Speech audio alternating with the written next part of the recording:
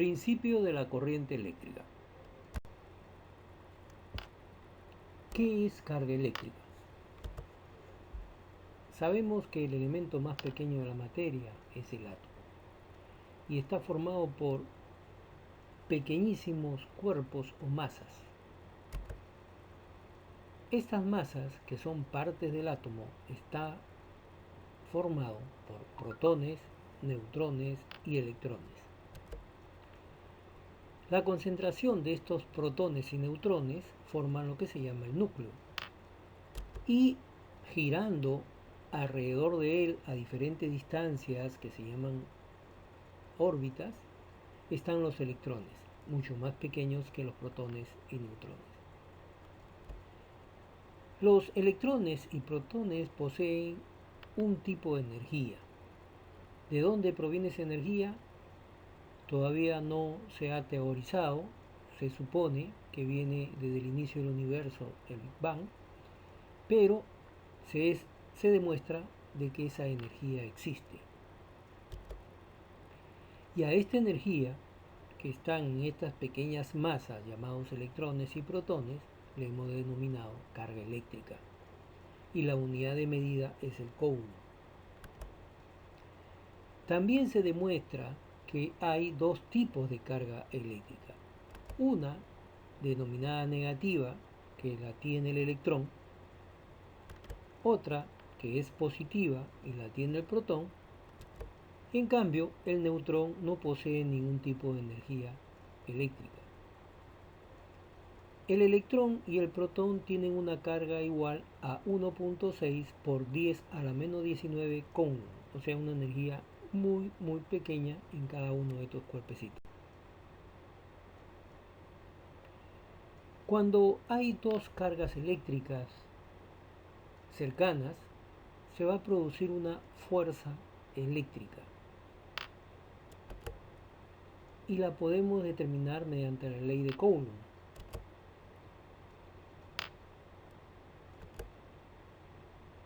Su fórmula matemática es la siguiente. Esta fuerza eléctrica depende del valor de las cargas e inversamente proporcional a la distancia al cuadrado multiplicado por una constante. Bueno, si estamos en el átomo, tenemos la carga eléctrica del protón o del núcleo con la carga eléctrica del electrón y la distancia que hay entre el electrón y el núcleo. Conclusión, los electrones que están muy cercanos orbitando el núcleo tienen una gran fuerza eléctrica, en cambio los que están orbitando muy alejados del núcleo tienen una fuerza eléctrica muy débil.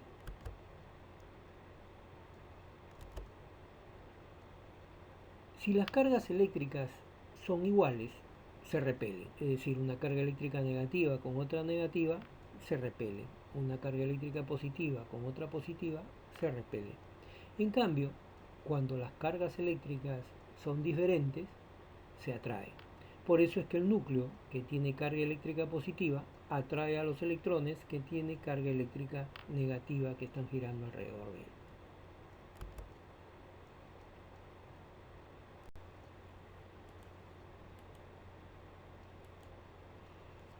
Los electrones orbitan a diferente distancia del núcleo y los que están muy cercanos al núcleo, la fuerza eléctrica es mayor de atracción. En cambio, los que están muy alejados del núcleo, especialmente en la última o penúltima órbita, la fuerza eléctrica es menor. Por lo tanto, pueden ser, digamos, extraídos del átomo con mucha facilidad lo de la última órbita. A esos, digamos, que yo puedo extraerlos puede ser por una carga eléctrica positiva mayor que el núcleo o por un efecto de aumento de temperatura. Esos electrones que están en la última órbita y que pueden ser fácilmente removibles se le conoce como electrones libres. Materiales eléctricos. Los materiales eléctricos se pueden clasificar en tres tipos, como conductores, no conductores o aislantes y semiconductores. Los conductores se caracterizan porque tienen electrones libres. Por ejemplo, hay elementos como el cobre que tiene un solo electrón libre o el oro que tiene más de 30 electrones libres. Los no conductores no poseen electrones libres, es decir, todos están fuertemente ligados a la atracción del núcleo. Y los semiconductores en determinadas condiciones lo puedo convertir en conductor, o sea, en su estado natural son aislantes. Un ejemplo de material conductor es el cobre, que es el más usado, de aislante es el plástico y de semiconductor el silicio. ¿Qué cosa es diferencia de potencial o diferencia de cargas? La concentración de una gran cantidad de iones positivos por un lado y otra concentración de iones negativos por otro lado, se producirá una diferencia de cargas eléctricas o diferencia de potencial que lo podemos medir, ¿sí?, a través de una unidad que se llama voltio. Y comúnmente los que trabajamos en corriente eléctrica o electrónica decimos voltaje. ¿Cómo puede ocurrir esto? Si yo, por ejemplo, tengo un átomo en su estado natural, normalmente está eléctricamente neutro. ¿Qué quiere decir eso? Que la cantidad de carga eléctrica negativa es igual a la cantidad de carga eléctrica positiva que está en el núcleo. Si por algún procedimiento yo logro extraer electrones de un átomo, entonces este átomo dejará de ser neutro y pasará a convertirse en un ion positivo. En cambio, si yo tengo otro electrón que es eléctricamente neutro y en vez de extraer electrones inyecto electrones, entonces este átomo se comportará como un ion negativo. Pero como es un solo átomo, la diferencia de carga potencial, digamos, es muy pequeña. Pero imaginémonos que no sea un átomo, que sea millones y millones de átomos que hemos convertido en un gran ion positivo.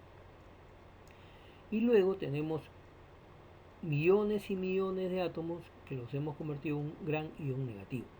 Por lo tanto, ahora sí, esa diferencia de potencial se puede medir como un voltaje y la unidad es el voltio. ¿Qué representa esto? A los suministros, que lo conocemos como pilas, baterías, generadores eólicos, hidrogeneradores, paneles solares,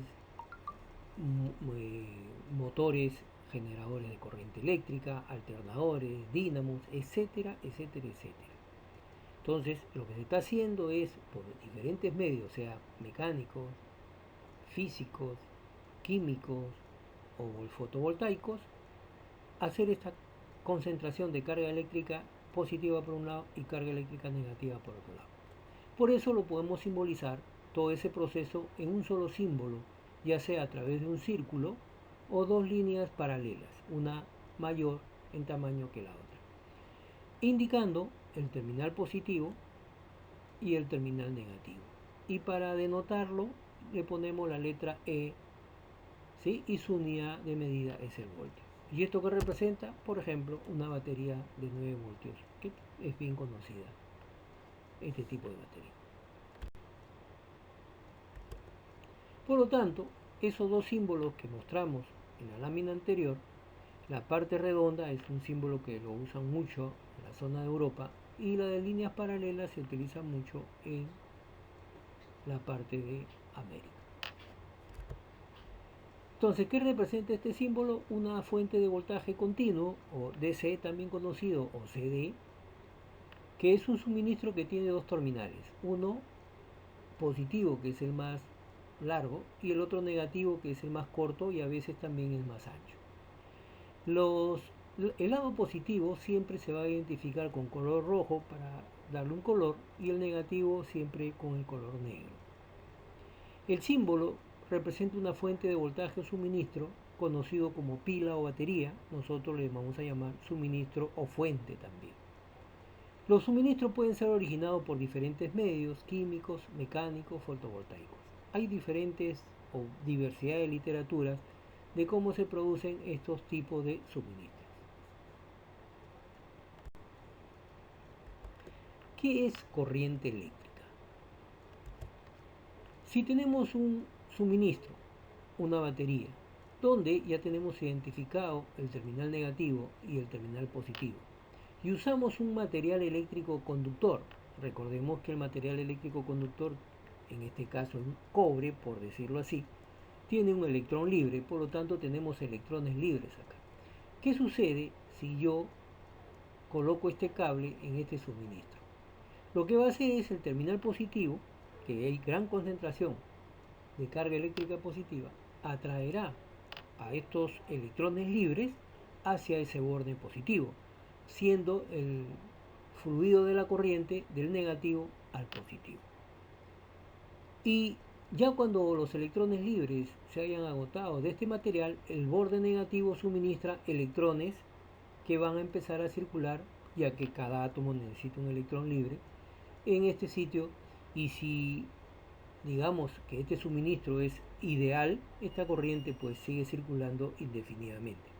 Pero en la realidad, si hacemos esto, la batería, el proceso químico o el otro proceso físico o fotovoltaico tiende a, digamos, disminuir, y esta corriente, digamos, va a llegar a ser cero. Pero vamos a suponer que esto sea ideal, entonces acá circula corriente eléctrica, ¿no? Ese se llama el movimiento de estos cuerpos a través de este conductor, se le conoce como corriente eléctrica. Para que exista corriente eléctrica tiene que cumplirse dos condiciones. Primero, que exista una diferencia de potencia en los suministros. Segundo, que haya un circuito cerrado, produciéndose un movimiento de cargas eléctricas o de cuerpos o de masa llamados electrones desde el terminal negativo hacia el terminal positivo.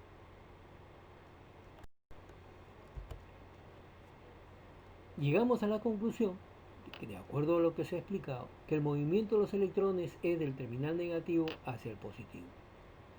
Pero muchos de ustedes habrán visto los libros o algunos, digamos, ejemplos donde ven que la corriente va del terminal positivo al negativo. ¿Por qué? Porque cuando se empezó a estudiar esta ciencia, no se tenía bien claro el principio de circulación de estos electrones, y se pensaba que era como la gravedad, que de la parte más alta caía a la parte más baja, ¿no? Entonces, si yo tenía un terminal positivo, imaginariamente es el potencial mayor, y tengo el terminal negativo, que es el potencial menor, entonces la corriente circulaba de más a menos. Luego, todos los científicos y estudiosos elaboraron sus leyes bajo ese contexto. Ya en el siglo XX se llegó a demostrar que no era así, por lo tanto había dos posibilidades: o cambiar todas las leyes o asumir lo que habían hecho nuestros ancestros, pero a ese tipo de corriente la llamamos convencional. Y eso es lo que se usa ahora. Todas las leyes se basan en la corriente convencional que va del terminal positivo al negativo. ¿Sí? Entonces, si acá tengo un suministro, tengo un material conductor, sabemos nosotros que los electrones van de menos a más, esa es la corriente eléctrica real. Pero a partir de este momento vamos a utilizar la corriente eléctrica convencional porque va del lado positivo hacia el lado negativo, debido a que las leyes están dadas de esa manera.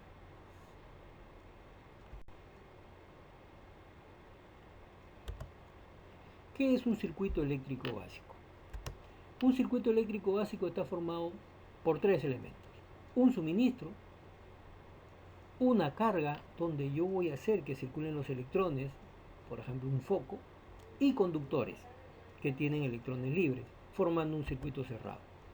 Entonces, para que circule la corriente eléctrica debe estar cerrado y debe tener un suministro. Entonces tenemos acá el suministro, una carga, en este caso por ejemplo un foco, y hacemos unas conexiones a través de conductores formando un circuito cerrado. Así es el circuito eléctrico básico. Se le puede agregar algunas cosas acá, como por ejemplo un interruptor para abrir y cerrar el circuito, o para apagar y prender el foco, un disyuntor que en caso que haya una sobrecarga o un cortocircuito se abra por seguridad, o un fusible para, digamos, en caso también de que exista un cortocircuito, el fusible proteja digamos que no haya excesivo consumo de corriente. O también podría haber, por ejemplo, un disyuntor tipo sensor de temperatura. Si sensa que hay mucha temperatura, se abre. O podría haber, por ejemplo, un control de temperatura. O sea, ya se puede conectar cualquier elemento para poder controlar a este foco.